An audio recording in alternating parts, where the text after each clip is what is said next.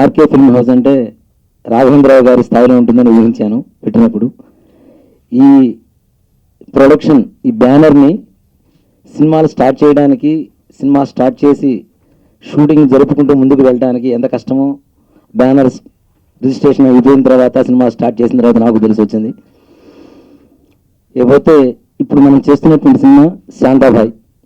ఈ శాంతాబాయ్ గురించి చెప్పాలంటే, వికారాబాద్లో ఒక పెద్ద సెట్ వేసి శాంతాబాయి మహల్కి దారి అని చెప్పి ఒక బోర్డు పెట్టాం. ఆ మహల్ ఎలా ఉంటుంది, ఆ మహల్లో ఏం జరుగుతుంది, ఎలా జరుగుతుంది అనేది ఈ సినిమా స్టోరీ. అంటే చాలా సినిమాలు వచ్చినాయి, హర్రర్ మూవీస్. ఈ మధ్య రాజు గారి గదని, మంత్ర 2 ఇట్లాంటి చాలా సినిమాలు వచ్చినాయి. కానీ వీటన్నిటికీ విభిన్నంగా ఉంటుంది ఈ సినిమా మాత్రం.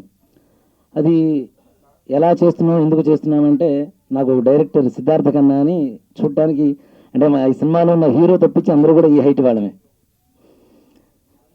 శాంతాబాయి టైటిల్ రోల్ చేసే బిందు కానివ్వండి, లేదంటే సిద్ధార్థ కన్నా కానివ్వండి, మేమందరం కూడాను ఒక సమానమైన ఈక్వల్ హైట్ ఉన్నటువంటి వాళ్ళం. కానీ ఎత్తుకున్నటువంటి బాధ్యత మాత్రం చాలా ఎక్కువగా, బరువుగా ఉంది.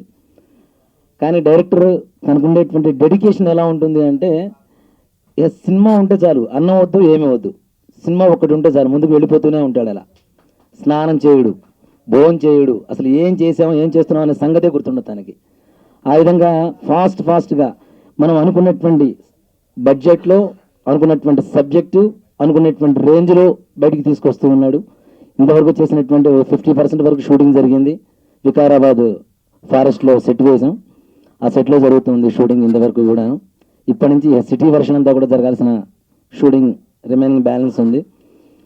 దీంట్లో మున్నా అనేటువంటి కొత్త అతన్ని హీరోగా పరిచయం చేస్తున్నాం. అలానే దీంట్లో ఉన్న వాళ్ళందరూ కూడా కొత్త ఆర్టిస్టులేనండి. పెద్ద ప్యాడింగ్ పెడితేనే సినిమా హిట్ అవుతుందని చెప్పి చాలామంది చెప్పారు.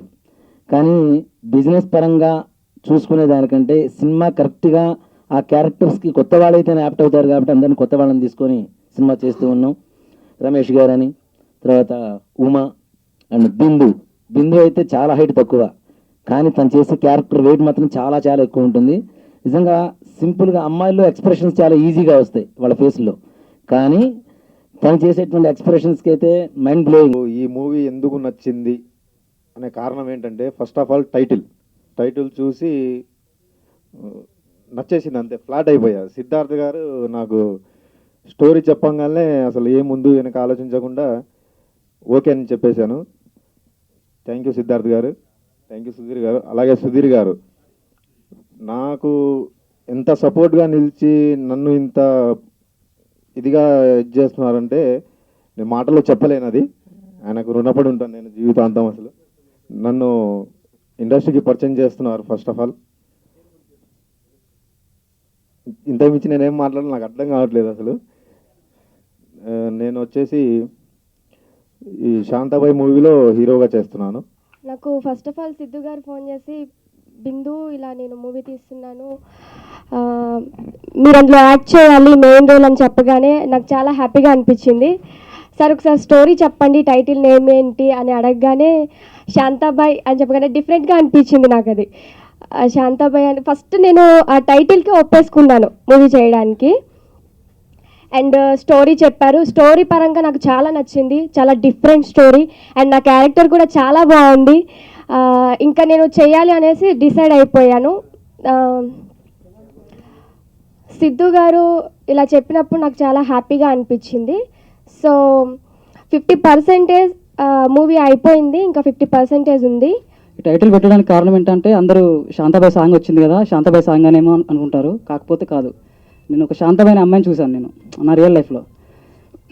సో నేను అప్పటి నుంచే శాంతాబాయి టైటిల్ పెట్టుకుంటే బాగుంటుంది అని నేను ఒక స్క్రిప్ట్ రెడీ చేసుకున్నాను. రెడీ చేసుకున్న తర్వాత నాకు సుధీర్ అన్నయ్య, నాకు అన్నయ్య లేడు అంతకంటే ఎక్కువ, అతనికి వెళ్ళి స్టోరీ వినిపించగానే సిద్ధు బాగుంది, ఇంకా కొంచెం మార్పులు చేర్పులు చేస్తే ఇంకా బెటర్గా ఉంటుందని చెప్పేసి నన్ను చాలా సజెస్ట్ చేశాడు. సో ఆ మాటలు వినగానే ఒప్పేసుకున్నారు. తర్వాత మళ్ళీ ఏదో ఫిట్టింగ్ పెట్టాడు అనుకుని ఈ స్క్రిప్ట్ రావడానికి నాకు 1.5 year పట్టిందండి. ఇంట్లో కూర్చొని, ఇంకా అంటే నా ప్రపంచం ఇంకా ఇల్లు, అందులో కూర్చేసుకొని 1.5 year స్క్రిప్ట్ మొత్తం రాసుకున్న తర్వాత ప్రొడ్యూసర్ గారి దగ్గరికి వెళ్ళాను. వెళ్తే స్టోరీ బాగుంది, నెక్స్ట్ ఆర్టిస్టుల విషయం చూసుకో అని చెప్పేసి అన్నారు. బిందు ఆమె నాకు ఎలా దొరికిందో నాకు తెలియదు, కానీ నాకు ఒక అదృష్టం ఆమె దొరకడం. ఎందుకంటే ఇది చిన్న సినిమా, సో ఇక్కడ ప్యాడింగ్ వాళ్ళు పెట్టుకునే చేసుకోవచ్చు. బట్ ఏంటంటే నేను కొత్త వాళ్ళతో చేయాలని చెప్పేసి అనుకున్నాను కాబట్టి కొత్త వాళ్ళలో ది బెస్ట్ ఎవరిని అని చెప్పి ఎంక్వైరీ చేసే టైంలో నాకు బిందు పరిచయం అయింది. తనకి డైరెక్ట్గా వెళ్ళి స్టోరీ చెప్పాను, తను ఒప్పేసుకుంది, happy. Next hero Munna equal to ప్రభాస్లా ఉంటాడు. సో తను కూడా స్టోరీ చెప్పగానే ఓకే సిద్ధు నేను ఖచ్చితంగా ఐ డూ ఇట్ అని చెప్పేసి అన్నాడు. Next cameraman Sriramana I love you. ఎందుకంటే నన్ను భరించావు నువ్వు కొంచెం సెట్లో టెన్షన్గా హడావిడిగా. నిజంగా థ్యాంక్ యూ. ముఖ్యంగా మాట్లాడాల్సింది ప్రొడ్యూసర్ గారి గురించి. ఇప్పుడైతే ఈరోజు ప్రతి పైసా ఎలా ఖర్చు పెడుతున్నాడో నేను కళ్ళతో చూస్తున్నాను. సో ఆయనకి సినిమా మంచి విజయం సాధించి అతను ఇంకొక చిన్న సినిమాని నాలాంటి డైరెక్టర్లను ఇండస్ట్రీకి పరిచయం చేయించాలని చెప్పేసి నా మనస్ఫూర్తిగా కోరుకుంటున్నాను.